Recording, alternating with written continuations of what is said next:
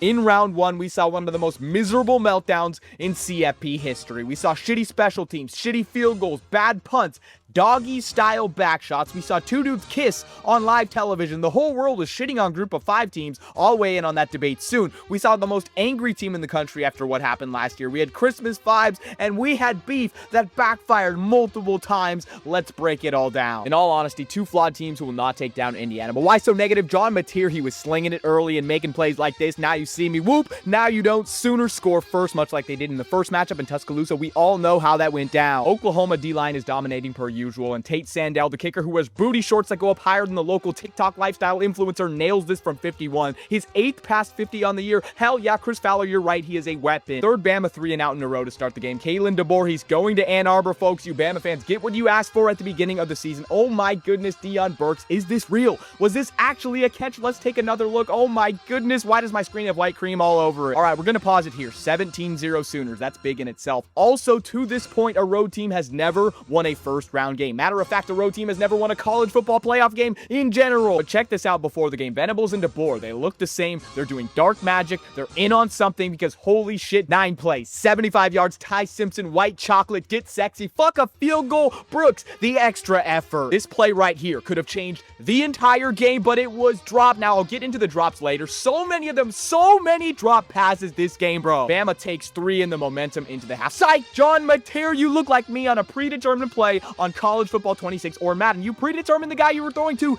didn't look twice, and now your team is done. 24 unanswered. That is just simple one-on-one coverage. Beat your man. What are we doing? And another drop. I'm done. I'm done with the drops. Nice little touchdown here for the Sooners. Wow, they really punched back. No, once Alabama smelled blood, they had complete control in the trenches, and we knew who was going to win. This is vintage Kalen DeBoer offense. Chug it up one-on-one and make the catch. I'm gonna say what we were all thinking. The OU special teams sucked ass. Holy Randy Moss, Jeremy Bernard on his head top. That's what we call a head topper, baby. And I know Mr. Booty Shorts missed the kick that could have made the game 1 score. Stop the whining. You gave up 27 straight in a playoff game. You don't deserve to win, Oklahoma, period. Alabama, you are moving on. And before you face Kurt Cignetti, I'll say this. I don't give a piss about nothing but the tie. This felt like the old Big Ten West. Wisconsin versus Iowa, just how Miami likes it. You had Michael Irwin in doggy style, doing the belt, kissing Mario Cristobal. Johnny Manziel was supposed to be the guest picker on College Game Day. He was a no-show. He's on the white stuff in the bathroom, hitting the slopes. You know what I mean. Mario Craver, deep ball, finally a big play. What a catch. He was fumbling it and everything. Oh my goodness, special team strikes again in the CFP. This was an easier kick than Ohio State in the Big Ten Championship. No interior protection. A&M,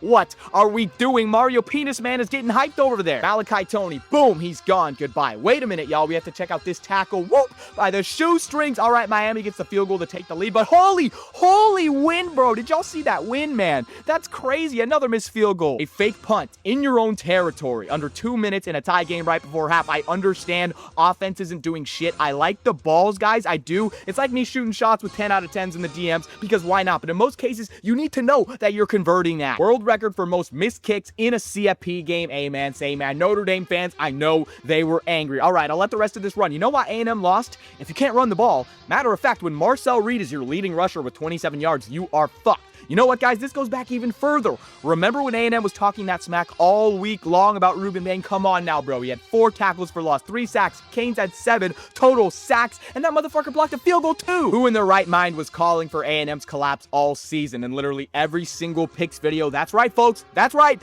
It was me. You lose 2 in a row during the most important stretch of the year. That is tough and not a good look for the SEC. Just saying. Canes weren't supposed to make it. The ACC was trash. Marcus Freeman with the fresh cut. Miami, you are moving on to face Ohio State. All right, despite all the shit going down, we shall not name his name. This was electric. Oxford, Christmas, playoffs. I wish I was there. Pete Golding has the boys going. And remember, they already played this game in September. Ole Miss gave belt to ass. 59 seconds into the game, it's 7-0, but Tulane somewhat held their own in the first half. They kept getting into Ole Miss territory while not being able to do shit. Second half, the game is over. Twitter, Instagram, everyone's crying saying, see, this is what happens when you let in a group of 5 teams. Y'all, did we forget what Boise State did last year? They were competing against a Penn State team that made the semifinal all the way to the end. This was a down year for the group of 5. We knew that all along. There were multiple ranking shows where there was no GO5 to be seen. And hold up, didn't Oregon and Tennessee get waxed last year? Like, absolutely destroyed. Does that mean they shouldn't have made it?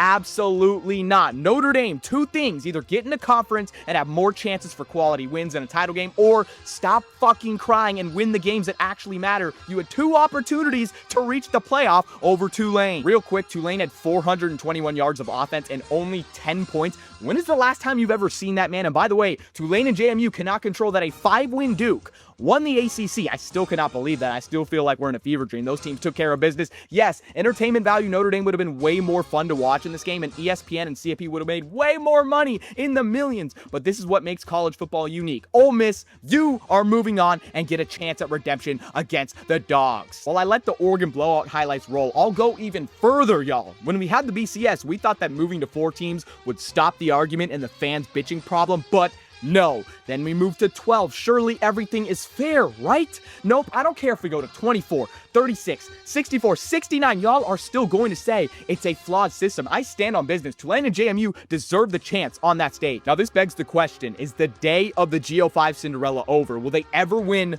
one of these games? Now, clearly this year, the skill gap between the P4 and G5 teams were wider than ever. Wider than 2017 UCF beating Auburn in the Peach Bowl. Wider than 2015 Houston over Florida State. Bet y'all casuals don't remember that. And Boise State, the Fiesta Bowl over OU in 07. Everything says that these days are over, but y'all, remember this: in today's world, all it takes is one fat, rich, old, bald dude, and everything could change. Anyways, Oregon scored tutties on their first 5 drives, and the plays were big, explosives. I'm not going to nerd you out. You could see these 2 teams were not in the same stratosphere. I love JMU's attitude. Their fans were trolling on social media all week long, having fun with it. Their players were soaking in the moment, and they fought their ass off in the second half. That was awesome. Now, Oregon fans were on social media saying, how are we supposed to beat anyone else after giving up 500 yards to JMU? To me, it felt like the Ducks just stopped trying. After last year's beatdown against Ohio State, this is perfect for Oregon. They got acclimated. They got the warm-up game. Dan Lanning looked like a psycho all game long. Oregon, you are moving on to the Orange Bowl in Miami against the best team money could buy, the Texas Tech Red Raiders.